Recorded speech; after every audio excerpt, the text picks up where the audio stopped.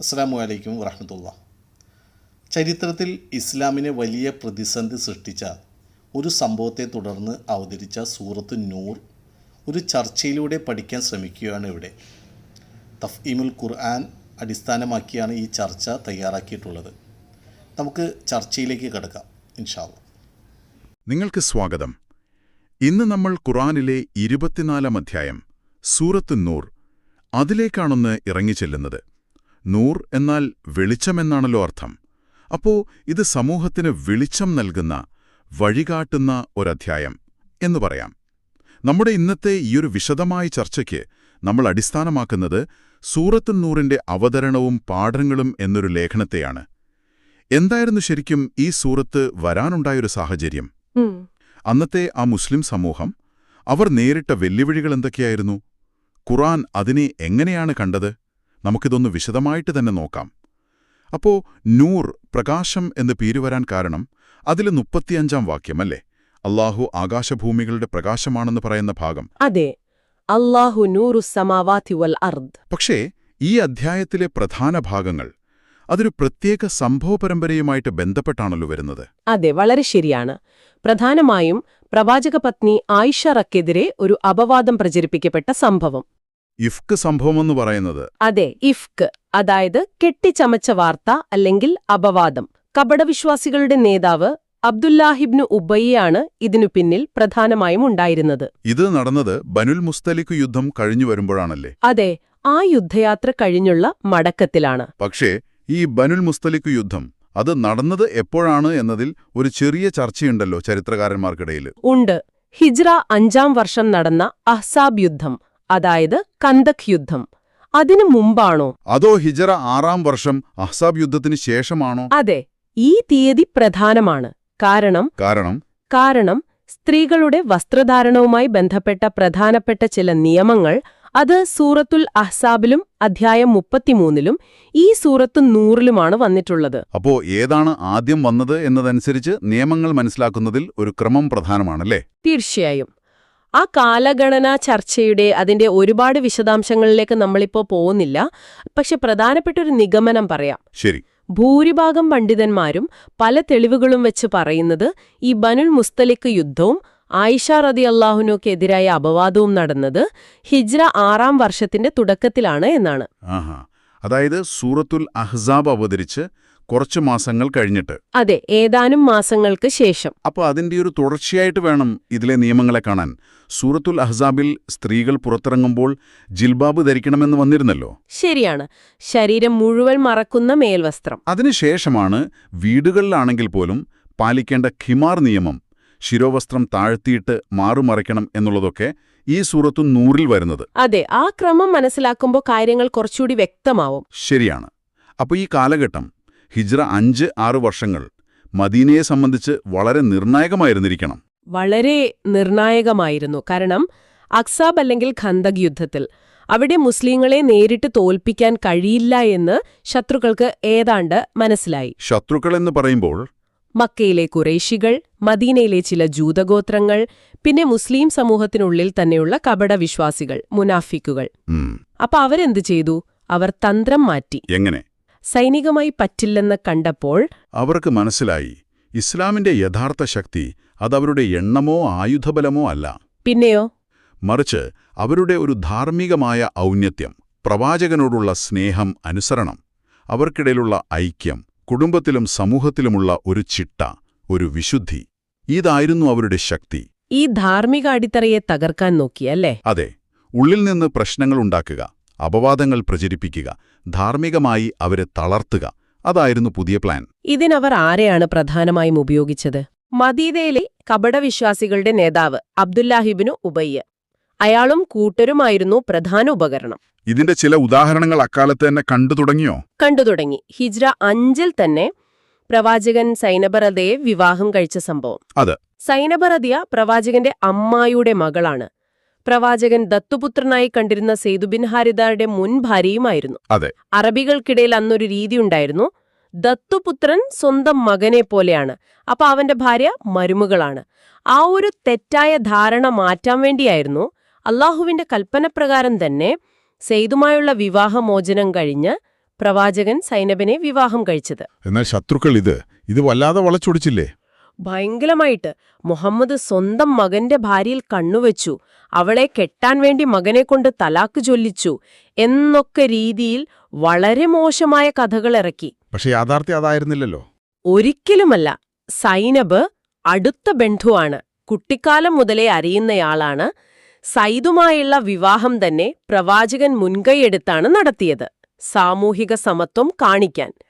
അവർക്കിടയിൽ പിന്നീട് ചേർച്ചയില്ലാതെ വന്നപ്പോഴാണ് വിവാഹമോചനം നടന്നത്. ഇതൊക്കെ അറിഞ്ഞിട്ടും അവർ അപവാദം പറഞ്ഞു. അതെ, ഇതിന്റെയൊക്കെ വിശദീകരണങ്ങളും നിർദ്ദേശങ്ങളും സൂറത്തുൽ അഹ്സാബിൽ വന്നു. അതിനുശേഷമാണ് സൂറത്തു നൂറിന് കാരണമായ ആ ഇഫ്ക് സംഭവം, ബനുൽ മുസ്തലിഹ് യുദ്ധത്തിന്റെ പശ്ചാത്തലത്തിൽ. അതെ, അവിടെയും ഈ അബ്ദുല്ലാഹിബ്നു ഉബയ്യിന്റെ റോൾ വളരെ വ്യക്തമാണ്. എന്തൊക്കെയായിരുന്നു അവിടെ നടന്ന പ്രധാന കാര്യങ്ങൾ? ആ യുദ്ധയാത്രയിൽ 2 പ്രധാന പ്രശ്നങ്ങളുണ്ടായി. ഒന്ന്, വെള്ളമെടുക്കുന്നതുമായി ബന്ധപ്പെട്ട് ഒരു ചെറിയ തർക്കം മുഹാജിറുകളും അൻസാറുകളും തമ്മിൽ. മക്കയിൽ നിന്ന് വന്നവരും മദീനാക്കാരും. അതെ, അതൊരു ചെറിയ വാക്കുതർക്കമായിരുന്നു. പക്ഷെ ഇബ്നു ഉബയ്യ് അത് ഊതിപ്പെരുപ്പിച്ചു, വർഗീയമായിട്ട് അതിനെ മാറ്റാൻ ശ്രമിച്ചു. എന്താണ് അയാൾ പറഞ്ഞത്? മദീനയിൽ തിരിച്ചു ചെന്നിട്ട് നമ്മൾ പ്രതാപികൾ, ഈ വന്നു കയറിയ നിന്ദ്യന്മാരെ പുറത്താക്കും എന്നൊക്കെ പറഞ്ഞു. അതായത് മുഹാജിർ അൻസാർ ഐക്യം, മദീനയുടെ അടിത്തറ തന്നെ, അത് തകർക്കാൻ നോക്കി. പ്രവാചകൻ അത് പക്ഷെ നന്നായി കൈകാര്യം ചെയ്തു അല്ലേ? വളരെ തന്ത്രപരമായി. ഉടനെ യാത്ര തുടരാൻ പറഞ്ഞു. ആളുകളുടെ ശ്രദ്ധ മാറ്റി. ആ വിഷയം അവിടെ അവസാനിച്ചു. എന്നാൽ രണ്ടാമത്തെ സംഭവം അത്ര എളുപ്പം അവസാനിച്ചില്ല. ഇല്ല, അതാണ് കൂടുതൽ ഗൗരവമുള്ളത്. ആയിഷ റളിയല്ലാഹു അൻഹയ്ക്കെതിരെയുള്ള അപവാദ പ്രചരണം, ഇഫ്ക്. എന്താണ് യഥാർത്ഥത്തിൽ സംഭവിച്ചത്? നമ്മുടെ ഉറവിടം അത് ആയിഷ റളിയല്ലാഹു അൻഹ പറയുന്നതായി വിശദീകരിക്കുന്നുണ്ടല്ലോ. വളരെ ചുരുക്കി പറഞ്ഞാൽ, യുദ്ധം കഴിഞ്ഞ് മടങ്ങുമ്പോൾ സൈന്യം ഒരിടത്ത് വിശ്രമിച്ചു. ആയിഷ റളിയല്ലാഹു അൻഹ തന്റെ ആവശ്യത്തിന് കുറച്ച് പുറത്തേക്ക് പോയി. ശരി. തിരിച്ചു വന്നപ്പോൾ അവരുടെ കഴുത്തിലുണ്ടായിരുന്ന ഒരു മാല കാണാനില്ല. അത് തിരയാൻ പോയ സമയത്ത് സൈന്യം യാത്ര തുടർന്നു. അതെ, ആയിഷ റളിയല്ലാഹുവിനെ ഒരു ഒട്ടകക്കട്ടിലിൽ ഹൗദജ് ഇരുത്തിയാണ് കൊണ്ടുപോയിരുന്നത്. അവർക്ക് തീരെ ഭാരം കുറവായിരുന്നു അന്ന്. അപ്പോ കട്ടിലിൽ ആളില്ലെന്ന് അത് ചുമന്നവർ അറിഞ്ഞില്ല. അയ്യോ, അപ്പോ അവർ ഒറ്റപ്പെട്ടുപോയി. ഒറ്റപ്പെട്ടു. മാല കിട്ടി തിരിച്ചു വന്നപ്പോഴേക്കും സ്ഥലത്ത് ആരുമില്ല. തന്നെ അന്വേഷിച്ച് ആരെങ്കിലും വരുമെന്ന് കരുതി അവരവിടെ തന്നെയിരുന്നു. ക്ഷീണം കൊണ്ട് ഉറങ്ങിപ്പോയി. എന്നിട്ട് സൈന്യത്തിന് പിന്നാലെ വലതും നഷ്ടപ്പെട്ടിട്ടുണ്ടോ എന്ന് നോക്കി വരുന്ന ഒരു സ്വഹാബിയുണ്ടായിരുന്നു, സൊഫ്വാൻ ഇബ്നു മുഅത്തൽ റളിയല്ലാഹു. അദ്ദേഹം അവിടെ ആയിഷ റളിയല്ലാഹുവിനെ കണ്ടു. പർദ നിയമം വരുന്നതിനു മുമ്പ് കണ്ടിട്ടുള്ളതുകൊണ്ട് അദ്ദേഹത്തിന് അവരെ മനസ്സിലായി. അദ്ദേഹം ഉറക്കെ ഇന്നാ ലില്ലാഹി വ ഇന്നാ ഇലൈഹി റാജിഊൻ എന്ന് ചൊല്ലി. ആ ശബ്ദം കേട്ട ആയിഷ റളിയല്ലാഹുവിന് ഉറന്നു. അതെ, സൊഫ്വാൻ റളിയല്ലാഹു വളരെ മാന്യമായിട്ട് ഒട്ടകത്തെ അവിടെ മുട്ടുകുത്തിച്ചിട്ട് മാറി നിന്നു. ആയിഷ റളിയല്ലാഹു ഒട്ടകപ്പുറത്ത് കയറിയ ശേഷം അദ്ദേഹം ഒട്ടകത്തെ നയിച്ച് വേഗത്തിൽ നടന്നു. സൈന്യം താവളമടിച്ചിരുന്ന അടുത്ത സ്ഥലത്ത് അവരെ എത്തിച്ചു. അവിടെ വെച്ചാണല്ലേ പ്രശ്നം തുടങ്ങുന്നത്? അതെ, അവർ സൈന്യത്തോടൊപ്പം ചേരുന്നത് അബ്ദുല്ലാഹിബ്നു ഉബയ്യി കണ്ടു. ഓഹോ. അയാൾ ഉടനെ തുടങ്ങി, അല്ലാഹുവാണ് സത്യം, ഇവൾ ഒറ്റയ്ക്കല്ല രാത്രി കഴിഞ്ഞത്. നിങ്ങളുടെ നബിയുടെ ഭാര്യ വേറൊരാളുടെ കൂടെയാണ് രാത്രി കഴിച്ചുകൂട്ടിയിരിക്കുന്നത്. ഈ കള്ളക്കഥ അയാൾ പരത്താൻ തുടങ്ങി. ഇത് മദീനയിൽ വലിയ കോളിളക്കമുണ്ടാക്കിയിട്ടുണ്ടാവും. ഉണ്ടാക്കി. ആയിഷാരമ്മയുടെ തിരിച്ചു മദീനയിലെത്തിയ ഉടനെ അസുഖം ബാധിച്ചു. 1 മാസത്തോളം ഈ നടക്കുന്നതൊന്നും അവർ അറിഞ്ഞില്ല. പക്ഷേ പ്രവാചകന്റെ പെരുമാറ്റത്തിലൊരു മാറ്റം, ഒരു അകൽച്ച, അതവരെ വല്ലാതെ വേദനിപ്പിച്ചു. പിന്നീട് എങ്ങനെയാണ് അവരറിഞ്ഞത്? ഉമ്മു മിസ്ത്വഹ് എന്ന സ്ത്രീയിൽ നിന്നാണ്.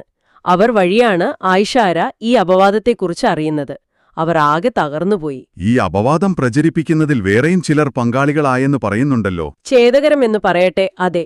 അബ്ദുല്ലാഹിബ്നു ഉബയ്യിനു പുറമെ സത്യവിശ്വാസികളിൽപ്പെട്ട ചിലർ പോലും ഒരുപക്ഷെ അറിയാതെ ആയിരിക്കാം ഇതിൽ പെട്ടുപോയി.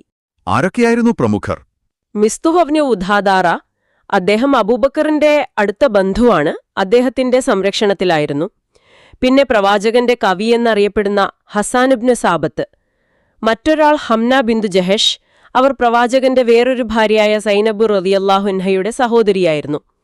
ഒരുപക്ഷെ തന്റെ സഹോദരിയുടെ സഹപത്നിയായ ആയിഷ റളിയല്ലാഹു അൻഹയോടുള്ള എന്തെങ്കിലും ഈർഷ്യ കൊണ്ടാവാം അവരിതിൽ പങ്കുചേർന്നത്. ഈ സാഹചര്യം പ്രവാചകനെ എത്രമാത്രം വേദനിപ്പിച്ചിട്ടുണ്ടാവും? ഊഹിക്കാവുന്നതേ ഉള്ളൂ. അദ്ദേഹം അലി റളിയല്ലാഹു അൻഹയോടും ഉസാമ റളിയല്ലാഹു അൻഹയോടും അഭിപ്രായം ചോദിച്ചു. എന്തായിരുന്നു അവരുടെ മറുപടി? ഉസാമ ഉറപ്പിച്ചു പറഞ്ഞു, ആയിഷ റദിയല്ലാഹുവിനെക്കുറിച്ച് നല്ലതല്ലാതെ അറിയില്ല എന്ന്. അലി റദിയല്ലാഹു അൻഹു കുറച്ചുകൂടി പ്രാക്ടിക്കലി ആയി സംസാരിച്ചു.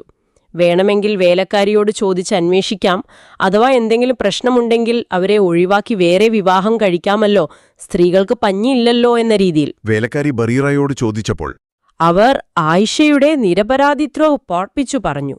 നല്ലതല്ലാതെ തനിക്കൊന്നും അറിയില്ലെന്ന് സാക്ഷ്യപ്പെടുത്തി. പിന്നീട് പ്രവാചകൻ പള്ളിയിൽ വെച്ച് ജനങ്ങളോട് സംസാരിച്ചല്ലോ. അതെ, അദ്ദേഹം തന്റെ കുടുംബത്തിനെതിരെ നടക്കുന്ന അപവാദ പ്രചരണത്തിലുള്ള ദുഃഖം പ്രകടിപ്പിച്ചു. ആയിഷ റദിയല്ലാഹുൻഹയുടെയും സൊഫാൻ റദിയല്ലാഹുൻഹയുടെയും നിരപരാധിത്വത്തിൽ തനിക്ക് പൂർണ്ണ വിശ്വാസമുണ്ടെന്നും പറഞ്ഞു. ആ സമയത്ത് പള്ളിയിൽ ഒരു സംഘർഷാവസ്ഥയുണ്ടായി എന്ന് കേൾക്കുന്നുണ്ടല്ലോ. പഴയ ഗോത്രവഴക്കുകൾ ഉണ്ടായി. പ്രവാചകന്റെ സംസാരം കേട്ട് ഔസ് ഗോത്രത്തിന്റെ നേതാവ് ഉസൈദ് ഇബ്നു ഹുദൈർ റദിയല്ലാഹു അൻ, ചില റിപ്പോർട്ടുകളിൽ സാദ് ഇബ്നു മുആദ് റദിയല്ലാഹു അൻ എന്നും കാണുന്നുണ്ട്. അദ്ദേഹം എഴുന്നേറ്റു നിന്നു പറഞ്ഞു, അപവാദം പറഞ്ഞവർ ഞങ്ങളുടെ ഔസ് ഗോത്രത്തിൽപ്പെട്ടവരാണെങ്കിൽ ഞങ്ങൾ ശിക്ഷിക്കാം. ഖസ്റജ് ഗോത്രക്കാരാണെങ്കിൽ അങ്ങയുടെ കൽപ്പന എന്താണോ അത് ഞങ്ങൾ നടപ്പാക്കാം. ഇത് ഖസ്റജ് ഗോത്ര നേതാവിന് ഇഷ്ടപ്പെട്ടില്ല. ഇല്ല.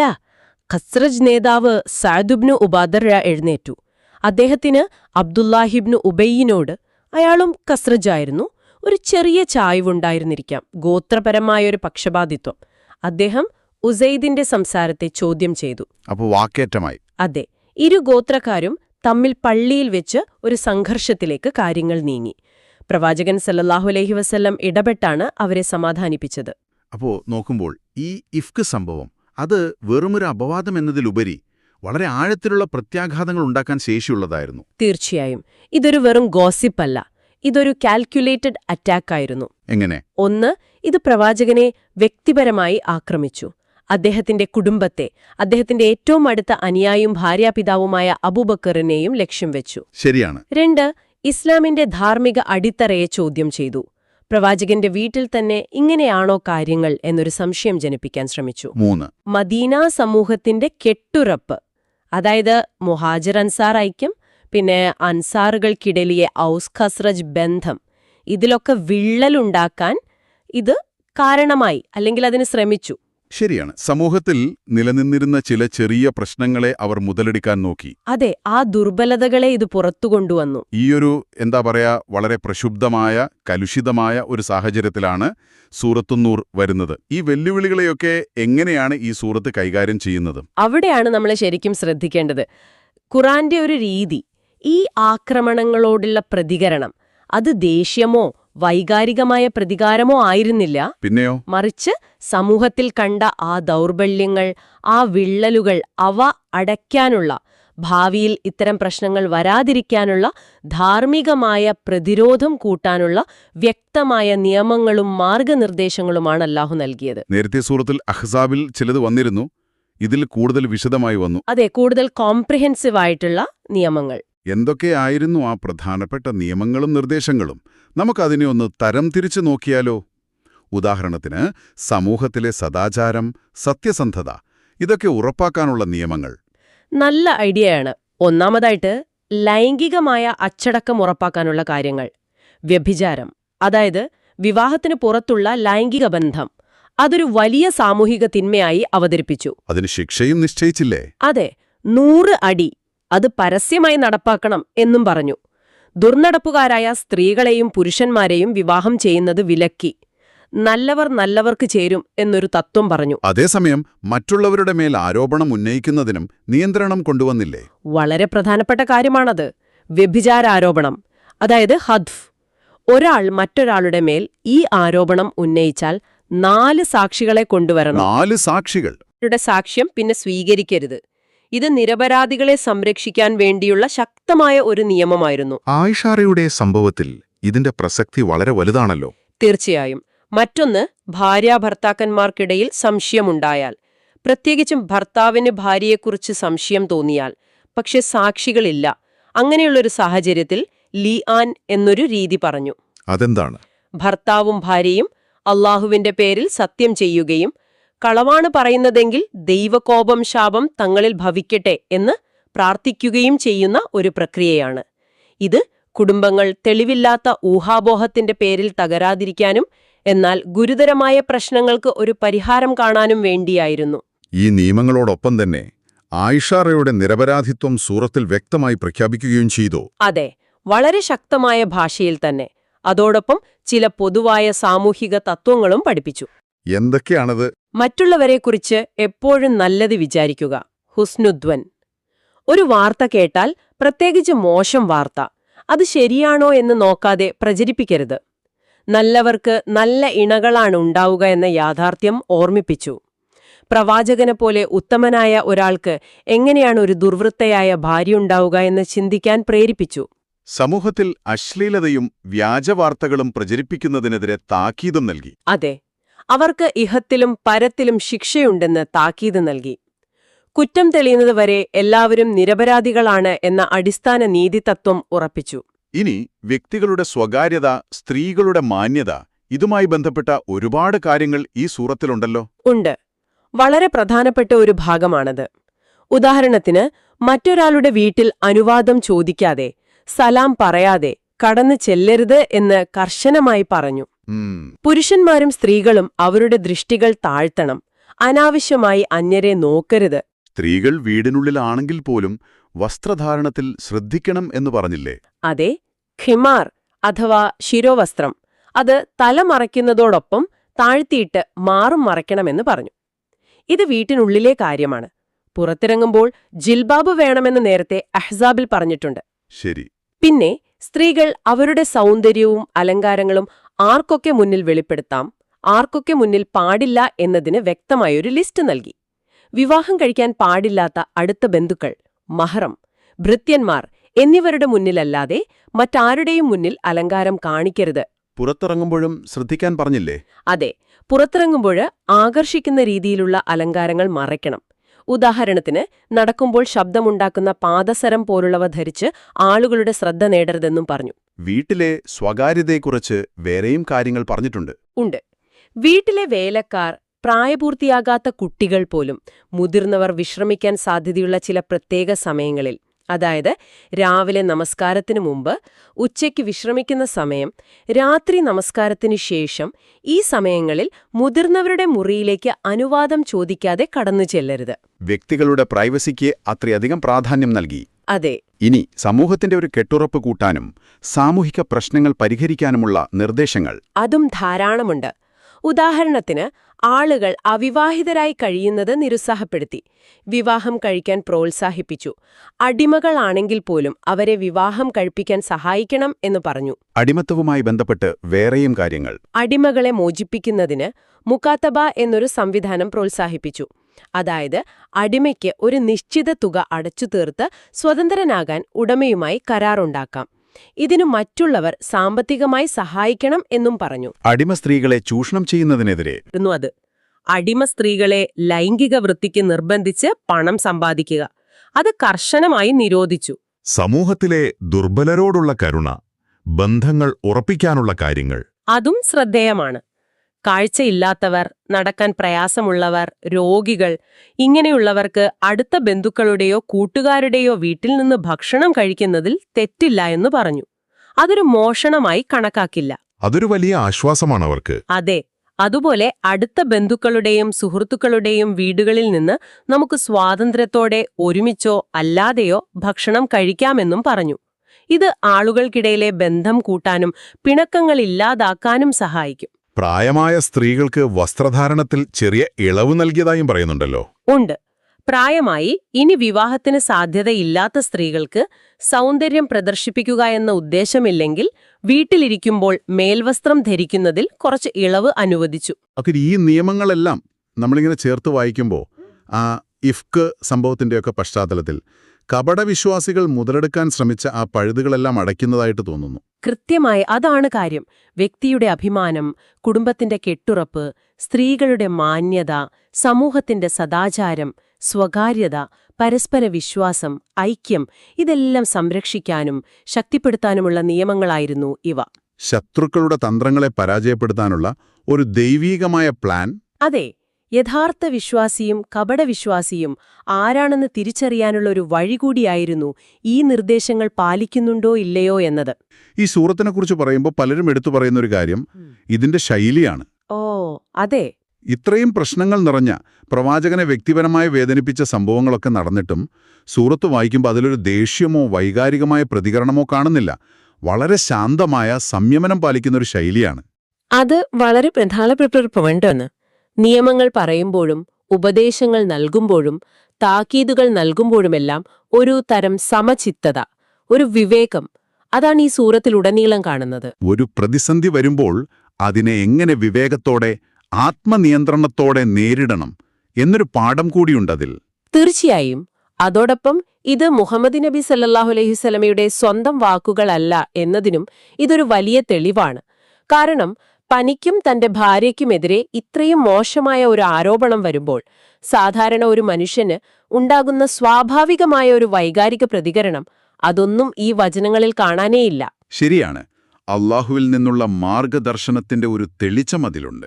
അതെ, അത്യുന്നതയിൽ നിന്നുള്ള മനുഷ്യവികാരങ്ങൾക്കതീതമായ ഒരു മാർഗദർശനം. അപ്പോ ചുരുക്കി പറഞ്ഞാൽ സൂറത്തുന്നൂർ അതൊരു നിയമങ്ങളുടെ ലിസ്റ്റ് മാത്രമല്ല, അതൊരു ചരിത്രപരമായ പ്രതിസന്ധിയോടുള്ള ദൈവികമായ മറുപടിയാണ്. മറുപടി മാത്രമല്ല, ഒരു സമൂഹത്തെ ധാർമ്മികമായി ശക്തിപ്പെടുത്താനും സംരക്ഷിക്കാനുമുള്ള ഒരു സമഗ്രമായ പദ്ധതി കൂടിയാണ്. ഖുർആൻ മനസ്സിലാക്കുമ്പോൾ അതിന്റെ അവതരണ പശ്ചാത്തലം അറിയുന്നത് എത്ര പ്രധാനമാണെന്നും ഇത് നമ്മളെ ഓർമ്മിപ്പിക്കുന്നു, അല്ലേ? തീർച്ചയായും. Context is key. ശരി. അവസാനിപ്പിക്കുന്നതിന് മുമ്പ് ഒരു കാര്യം കൂടി. നമ്മുടെ ഉറവിടം പറഞ്ഞ് ഒരു കാര്യം ഓർക്കുന്നുണ്ടോ? ഈ നിയമങ്ങൾ സമൂഹത്തിലെ വിള്ളലുകൾ അടയ്ക്കാൻ വേണ്ടിയുള്ളതായിരുന്നു എന്ന്. ഇന്നത്തെ കാലത്ത്, പ്രത്യേകിച്ച് ഈ ഓൺലൈൻ ലോകത്ത്, സോഷ്യൽ മീഡിയയിലൊക്കെ വ്യക്തികളെ തകർക്കാനും സമൂഹത്തിൽ ഭിന്നിപ്പുണ്ടാക്കാനും എത്രയെത്ര അപവാദങ്ങളും വ്യാജവാർത്തകളുമാണ് പ്രചരിക്കുന്നത്. ശരിയാണ്. അന്നത്തേക്കാൾ വേഗത്തിൽ ഇന്ന് കാര്യങ്ങൾ പ്രചരിക്കും. അതെ. അപ്പോ ഈ സൂറത്തിന്റെ ചരിത്ര പശ്ചാത്തലത്തിൽ നിന്നും ഇതിലെ മാർഗനിർദ്ദേശങ്ങളിൽ നിന്നും ഇന്നത്തെ ഈ സാഹചര്യത്തിൽ സാമൂഹികമായ കെട്ടുറപ്പ് നിലനിർത്താനും വ്യക്തിഹത്യകളെയും വ്യാജപ്രചരണങ്ങളെയും പ്രതിരോധിക്കാനും നമുക്കെന്തെല്ലാം പഠിക്കാനാവും? ഇതൊരു ചിന്തിക്കേണ്ട വിഷയമാണ്. വളരെ പ്രസക്തമായ, നമ്മളെല്ലാവരും ആലോചിക്കേണ്ട ഒരു ചോദ്യം തന്നെയാണത്. ഈ ഒരു ആഴത്തിലുള്ള ചർച്ചയിൽ ഞങ്ങളോടൊപ്പം വന്നതിന് വളരെ നന്ദി.